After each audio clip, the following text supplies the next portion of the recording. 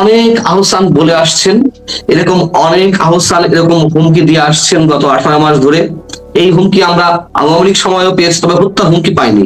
পেশাগত কাজে হ্যারাসমেন্টের শিকার হওয়ার জন্য নানান ধরনের হুমকি, নানান ধরনের প্রসাদধারী ব্যক্তিদের কাছ থেকেও পেয়েছি।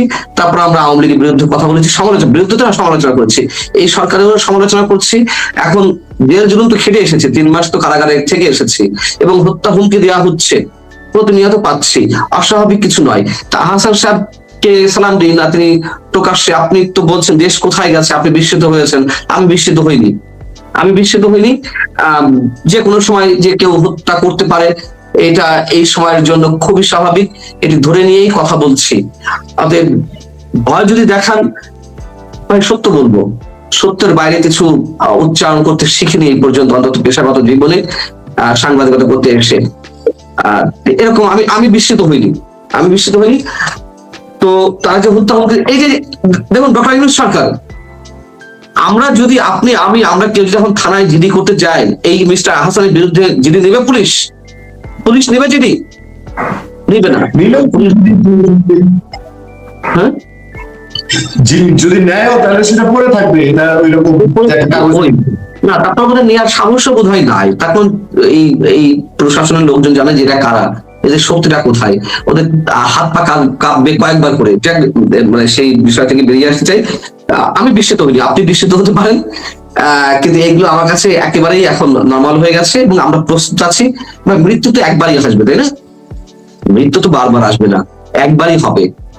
তো অন্তত ওদের হাতে মরলে তো মানুষ একটু কষ্ট পাবে, দোয়া করবে, একটু বেশি ছড়াবে, প্রতিবাদটা হবে। আর রাস্তায় অ্যাক্সিডেন্ট করে মারা গেলে তো হয়তো মানুষ একটু আক্ষেপ করবে। তো ওরা মারলে তো অন্তত বলতে পারবো যে শহীদ হয়েছে, তাই না? এখন তো কতজন শহীদ হচ্ছে, তা আমাদের যারা শুভাকাঙ্ক্ষী তারাও বলতে পারবে যে আমরা শহীদ হয়েছি। তো শহীদের মৃত্যু তো কে না চায়। এখন কথা হচ্ছে যে কোন বিষয় জন্য ছিলাম আমরা, আমি ঠিক ভুলে গেছি।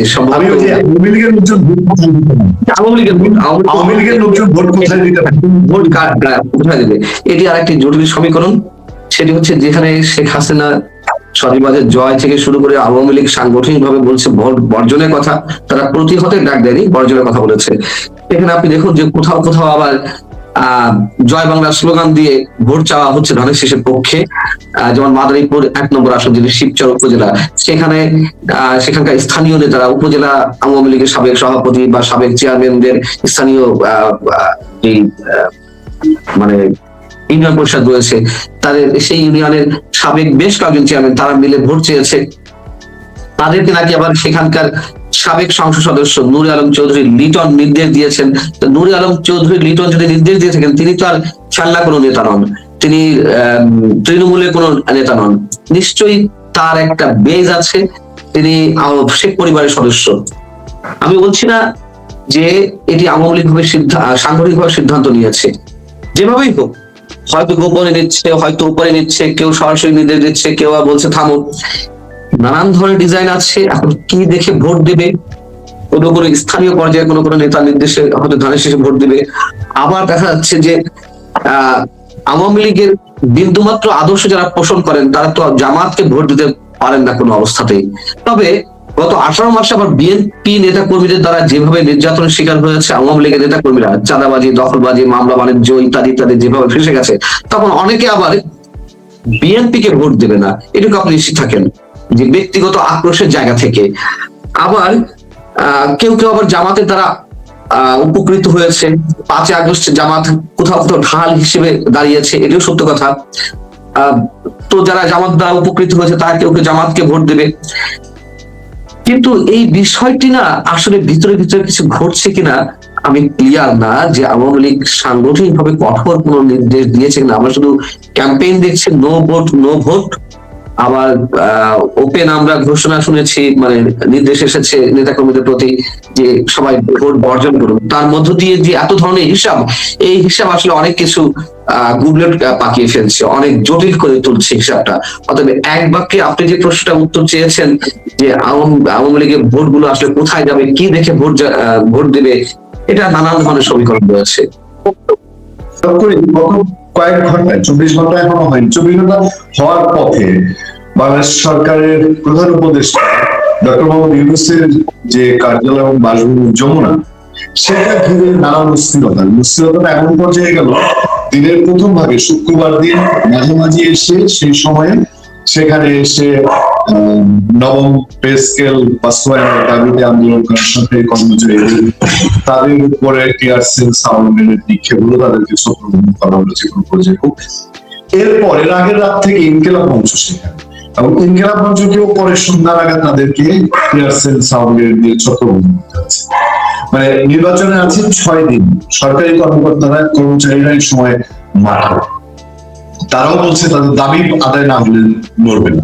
ইনকিলাব মঞ্চ বলছে তাদের দাবি আদায় না হলে লড়বে না। এবং আমি একটু আপনাদের খেয়াল করে বলতে বলি যে ইনকিলাব মঞ্চে যারা আহত হয়েছেন, ইনকিলাব মঞ্চের সদস্য সচিব তিনি হলাম ইনকিলাব মঞ্চের, কিন্তু তারপরে আমি দেখলাম ডাকসু, জাকসু, এইসব ছাত্র সংসদের যে নেতারা, যারা ইসলামী ছাত্র শিবিরের নেতা, সে সালাউদ্দিন আম্বার থেকে শুরু করে ঢাকা বিশ্ববিদ্যালয়ের জুমা সহ আরো বেশ কয়েকজন সেখানে ইনভলভ।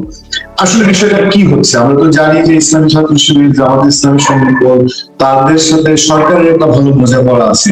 আবার নির্বাচন সামনে কি পরিস্থিতি, মিজানুর পান্না আপনার বিশ্লেষণ জানতে চাই।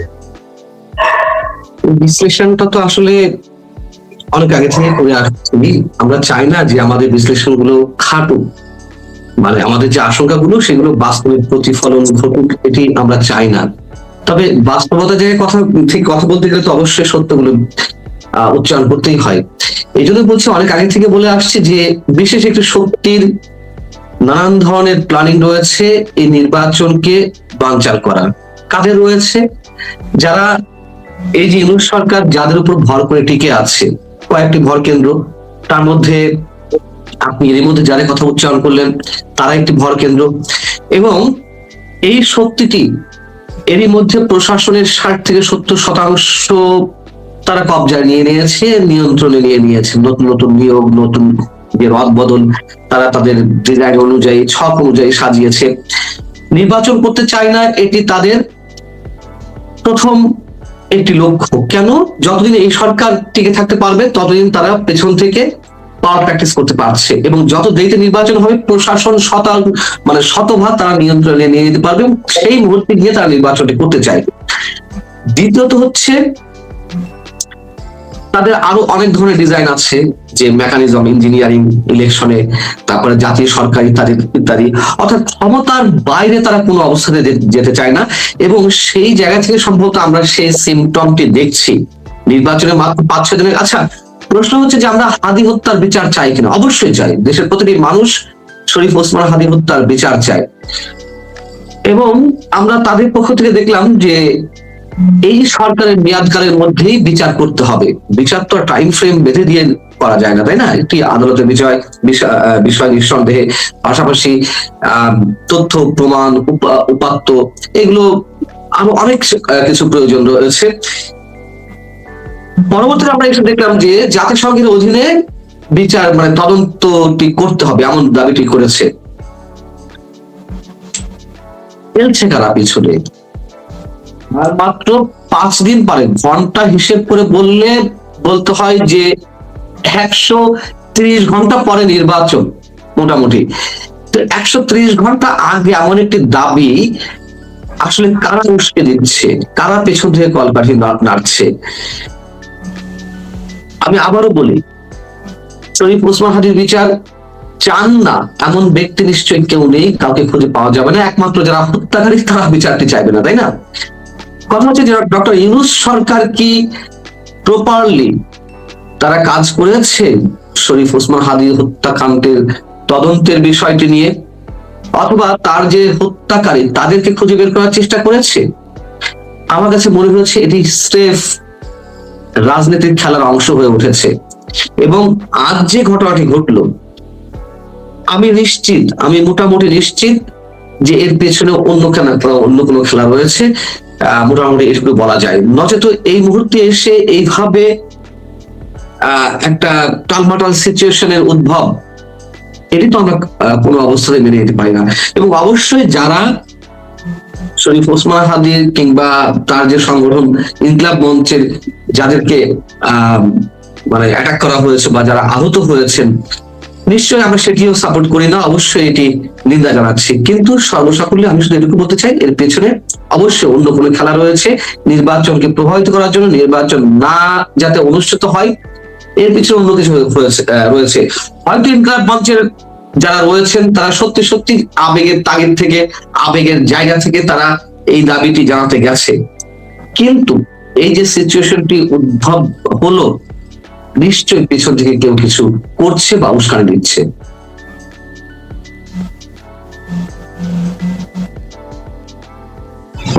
ধন্যবাদ। আমি সম্প্রদায়ের কাছে শুধু খুঁজে দিই, সম্প্রদা যেমন দর্শকরা কমেন্ট করছেন এসব কি হচ্ছে দেশে, দেশটা কোন দিকে যাচ্ছে। হ্যাঁ, দর্শকদের মন্তব্য আছে, সবাই সবাই ভাবছে যে হঠাৎ করে কি নির্বাচন হওয়ার কথা, এই যে দলগুলো ইশতেহার ঘোষণা করছে, আজকে বিএনপি ইশতেহার ঘোষণা করলো, কি হচ্ছে এসব আল্লাহ। তারপর আমি সম্প্রদায়ের কাছে আরেকটা বিশ্লেষণ জি। ধন্যবাদ বুড়িয়া, আপনাকে এবং পান্না ভাইকে প্রীতীয় শুভেচ্ছা, আপনার দর্শক শ্রোতাদেরকে প্রীতীয় শুভেচ্ছা।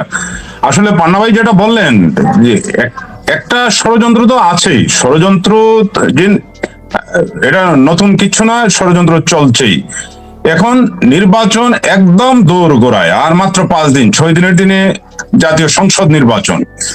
ঠিক এই মুহূর্তে এসে এই সরকারি কর্মচারীদের তাদের দাবি নিয়ে যমুনা ঘেরাও করা এবং ইনকিলাব মঞ্চের লোকজন শরীফ ওসমান হাদি হত্যার বিচার দাবি করে যমুনা ঘেরাও করা এবং তাদের উপর পুলিশের লাঠিচার্জ এবং বেশ কয়েকজন আহত হওয়ার ঘটনা নিয়ে আসলে নানাবিধ সংখ্যা আমাদের মতো কাজ করছে যে এটা কি এমন কোন গোষ্ঠী আবার মাঠে নেমেছে কিনা যে যারা নির্বাচনটাকে বানচাল করতে চায় বা বানচাল করার চেষ্টা করছে। এটা হলো একটা বিষয়। আরেকটা হচ্ছে হাদি হত্যার বিচার সবাই চায়। পান্না ভাই যেটা বললেন, অবশ্যই আমরা একটা এক যুবক আন্দোলনকারী এক যুবককে যেভাবে মারা হলো, যেভাবে মারা গেলেন উনি শহীদ হাদি, তার হত্যার বিচার অবশ্যই হতে হবে। কিন্তু এখানে আরেকটা বিষয় দেখেন, এই হাদি হত্যার ঘটনার এতদিন পরেও হত্যাকারীদের গ্রেপ্তারের ব্যাপারে সেই দৃশ্যমান কোনো অগ্রগতি কিন্তু আমরা দেখতে পাই নাই। বরং দেখা যাচ্ছে যে হাদির ভাইকে বিদেশে দূতাবাসে চাকরি দেওয়া হয়েছে এবং হাদির পরিবারকে আর্থিক সহায়তা দেওয়া হচ্ছে বা বিভিন্নভাবে, মানে বিষয়টা অন্যদিকে নেয়ার চেষ্টা হচ্ছে। কিন্তু প্রকৃত যে হাদির হত্যাকারী, হাদি হত্যার যে বিচার করার যে উদ্যোগ, সেটা কিন্তু সেই দৃশ্যমান না। তো এই সার্বিক ঘটনা নিয়ে বলা যায় যে ইনকিলাব মঞ্চ তারা কিন্তু হাদির যে সংগঠন ইনকিলাব মঞ্চ, তারা কিন্তু হাদি হত্যার এবং বিচারের জন্য তারা মাঠে রয়েছে, তারা শাহবাগ মোড়ে অবস্থান কর্মসূচি করছে। কিন্তু আজকে হঠাৎ করে কেন যমুনা ঘেরাও করতে হলো? এবং এখানে দেখা যাচ্ছে ঢাকার বাইরে থেকেও আসছে, যেমন রাজশাহী বিশ্ববিদ্যালয়ের কি জেনারেল সেক্রেটারি বোধহয় জিএস, তিনিও ঢাকাতে এসেছেন। হ্যাঁ, তিনিও ঢাকাতে এসেছেন এবং তারা পুলিশের সঙ্গে সংঘর্ষ লিপ্ত হয়েছেন এবং পুলিশ তাদেরকে লাঠিচার্জ করছে, কাঁদানে গ্যাস নিক্ষেপ করে আহত করেছে। তো এই বিষয়গুলোতে এখন হওয়ার, যেখানে আজ 5 দিন পরে নির্বাচন, এই অবস্থায় রাজধানীতে এই ধরনের অস্থির পরিস্থিতি সৃষ্টি করা, এগুলো আসলেই রহস্যজনক এবং এর পেছনে ষড়যন্ত্র তো আছেই, কিন্তু ষড়যন্ত্রকারী কারা এটা চিহ্নিত করা দরকার। কারণ কোনো অবস্থায় নির্বাচন বানচাল করার সুযোগ দেওয়া যাবে না। 12 ফেব্রুয়ারি নির্বাচন হতেই হবে এবং এখানে যারা ষড়যন্ত্র করবে তাদেরকে চিহ্নিত করতে হবে, যেমন সরকারের পক্ষ থেকে, তেমনি যারা নির্বাচনে অংশগ্রহণকারী যেসব রাজনৈতিক দল রয়েছে তাদেরকেও অবশ্যই এই ক্ষেত্রে একটা ভূমিকা রাখতে হবে। পূর্ণিয়া সকলটা আমরা আজকে মুজিবুর রহমান পান্নাকে একটু অল্প সময়ের জন্য পেয়েছি, আমরা কিছুক্ষণ পরে তাকে ছেড়ে দিব। ভিন্ন একটা জরুরি প্রসঙ্গে যেতে চাই, আপনার সঙ্গে নিশ্চয়ই আরো আলাপ হবে। সেটা হলো যে নির্বাচন যে হবে, একটা সংখ্যার কথা উঠে এসেছে বিভিন্ন জায়গায়, সোশ্যাল মিডিয়ায় সবচেয়ে বেশি, যে সঠিক সময়ে ক্ষমতা হস্তান্তর বা সঠিকভাবে ক্ষমতা হস্তান্তর হবে কিনা। এই সন্দেহের কারণও আছে, আপনি সবটাই ভিতরের কারণগুলো জানেন, মানুষ কেন সন্দেহ করেছে।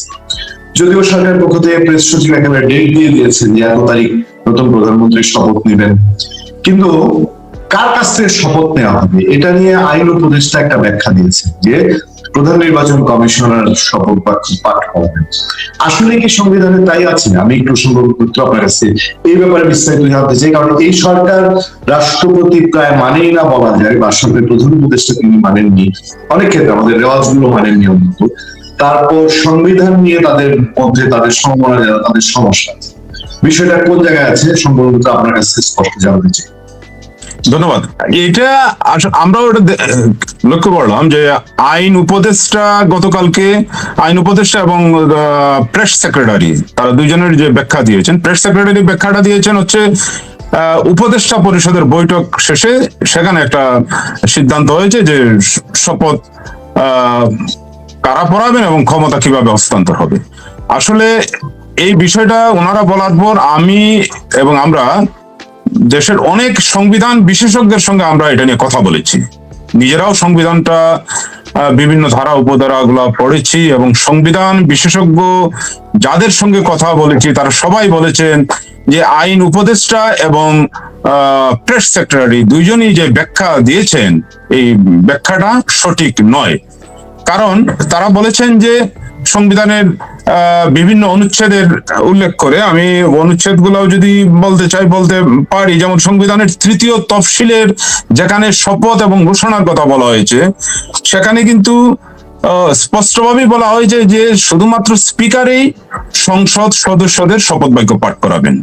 স্পিকার দুইজনকে শপথ বাক্য পাঠ করাতে পারেন, একজন হচ্ছেন রাষ্ট্রপতি আর হচ্ছেন সংসদ সদস্য যারা নির্বাচিত হবেন, স্পিকার এবং ডেপুটি স্পিকার। এরপরে আছে হলো আরো যেসব অনুচ্ছেদের গুলা রয়েছে, যেমন 74-6 যে অনুচ্ছেদ, সেখানে বলা হয়েছে যে স্পিকার ও ডেপুটি স্পিকার তার উত্তরাধিকারী কার্যভার গ্রহণ করা না পর্যন্ত তারা স্বীয় পদে বহাল থাকবেন। এখন আমাদের আইন উপদেষ্টা যে বিষয়টি উল্লেখ করছেন যে তিনি বলতেছেন যে স্পিকার নিখোঁজ, আমাদের যে বিগত সংসদের যে স্পিকার ছিলেন শিরিন চৌধুরী তিনি নিখোঁজ, ওটা তো ওনার খোঁজ পাওয়া যায় নাই। আর ডেপুটি স্পিকার যিনি আছেন তিনি বিভিন্ন মামলায় কারাগারে আটক আছেন, যার ফলে এখন প্রশ্ন উঠছে যে পরবর্তী সংসদ সদস্য 12 ফেব্রুয়ারির সংসদ সদস্য হিসেবে যারা নির্বাচিত হবেন তাদের শপথ বাক্য কে পড়াবেন। সংবিধান বিশেষজ্ঞরা বলছেন যে এখানে স্পিকারই পড়াতে পারবেন, স্পিকারই পড়াবেন। যদি স্পিকার না থাকেন ডেপুটি স্পিকার আছেন, স্পিকার অদৃশ্য, তিনি নিখোঁজ, ওনাকে পাওয়া যাচ্ছে না, কিন্তু ডেপুটি স্পিকার কারাগারে রয়েছেন। সংবিধান অনুযায়ী ডেপুটি স্পিকার এই তাদেরকে সংসদ সদস্যদের শপথ বাক্য পাঠ করাবেন, যদি দরকার হয় ওনাকে প্যারোলে মুক্তি দিয়ে সংসদ সদস্যদের শপথ বাক্য পাঠ করানোর পরে ওনাকে আবার কারাগারে নেওয়া যেতে পারে। হ্যাঁ, কারণ হচ্ছে সংসদ সদস্যদের শপথ, সাবেক স্পিকার শপথ পড়ানোর পরে সংসদ অধিবেশনে নতুন স্পিকার নির্বাচন করা হবে এবং নতুন স্পিকার ডেপুটি স্পিকার নির্বাচন করা হবে এবং স্পিকার প্যানেল নির্বাচন করা হবে। কাজেই বিগত স্পিকার শপথ পড়ানোর পর তিনি চলে যাবেন। তো এই ক্ষেত্রে যদি ডেপুটি স্পিকার কারাগারে থাকেন তাহলে তিনি প্যারোলে মুক্তি দিয়ে বা সরকার যে প্রক্রিয়ায় হোক ওনাকে এনে ওনার মাধ্যমে শপথ পড়াতে পারেন। আর আইন উপদেষ্টা আরেকটা যেখানে বলেছেন যে রাষ্ট্রপতির একজন নিয়োজিত ব্যক্তি, এই ক্ষেত্রে সংবিধান বিশেষজ্ঞরা এই যে 148-2 যেখানে বলা হয়েছে সেখানে বলা হচ্ছে যে যদি স্পিকার এবং ডেপুটি স্পিকার কেউই না থাকেন,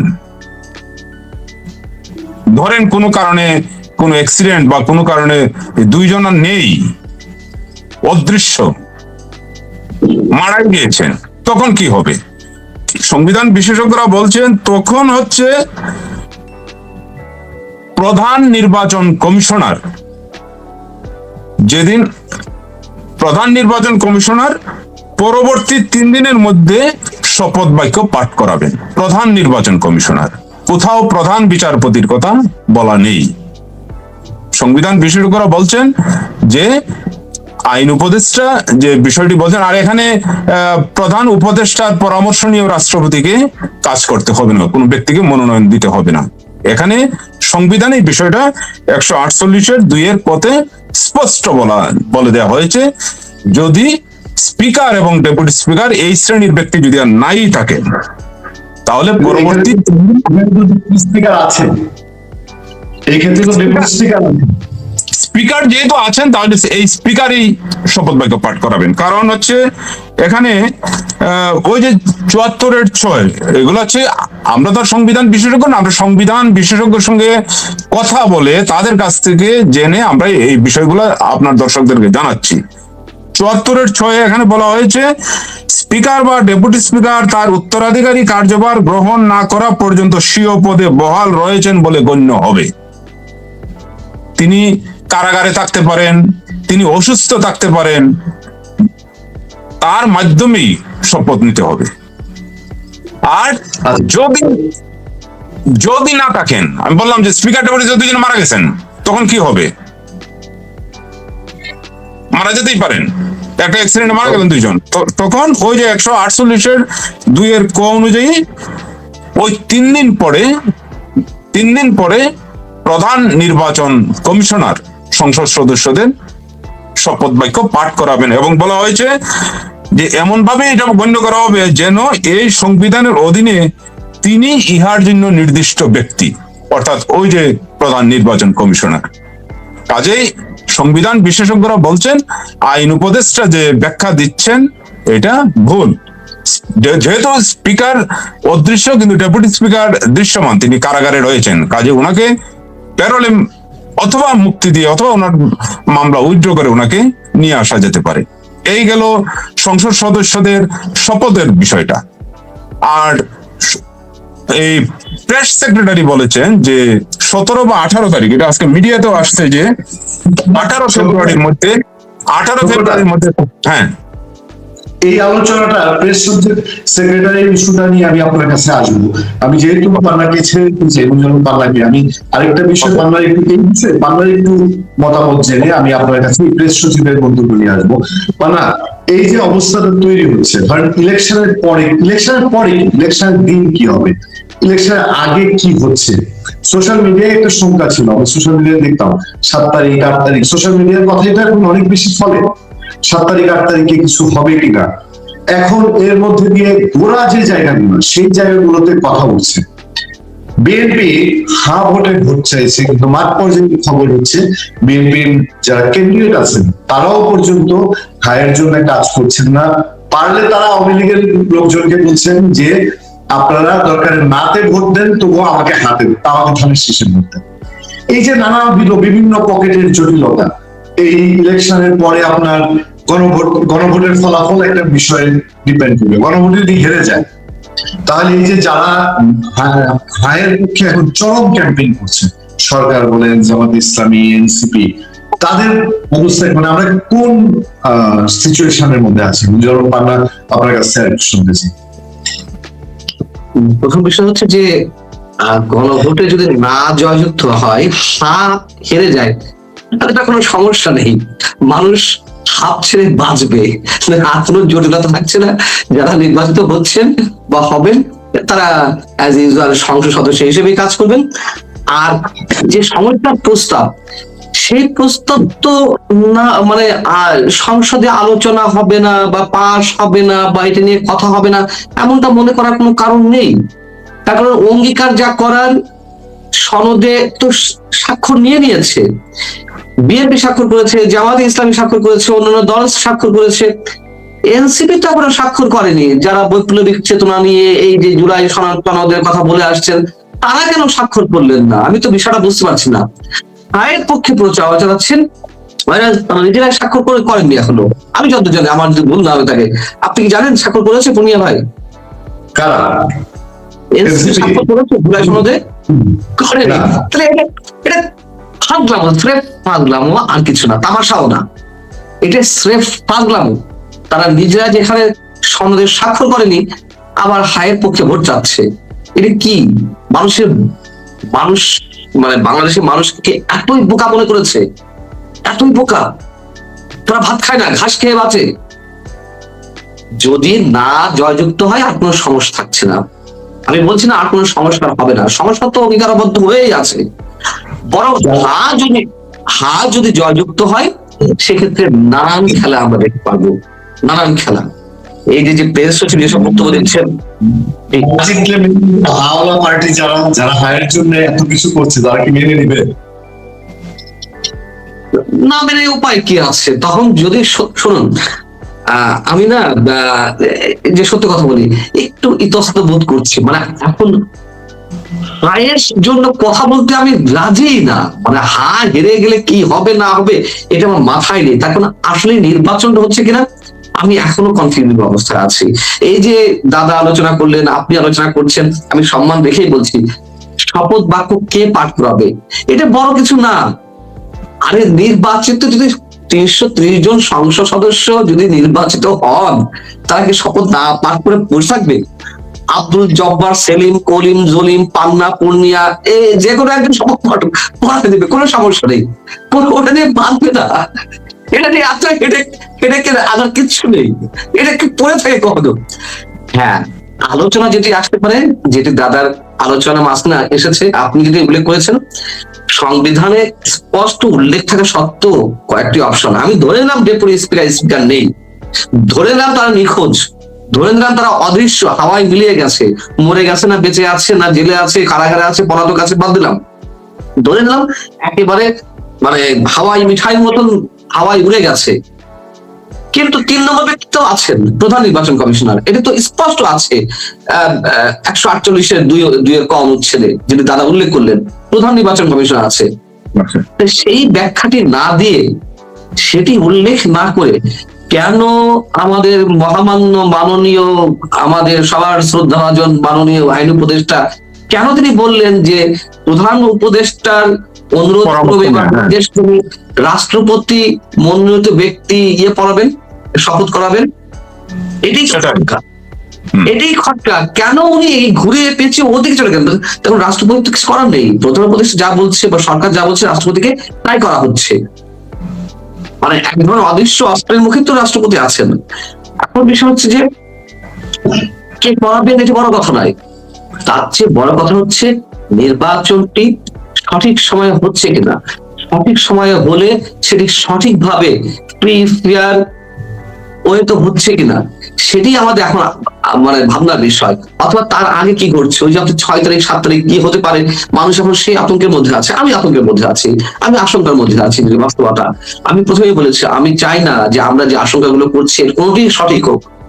আমরা চাই বরং সরকার যে আশ্বাসগুলো দিচ্ছে সেইভাবেই সবকিছু বাস্তবায়ন হোক। কিন্তু সেই আশ্বাসে বিশ্বাস রাখা তো আমাদের কারো দ্বারা সম্ভব হচ্ছে না। কি করবো বলুন? বিশ্বাস তো মরে গেছে।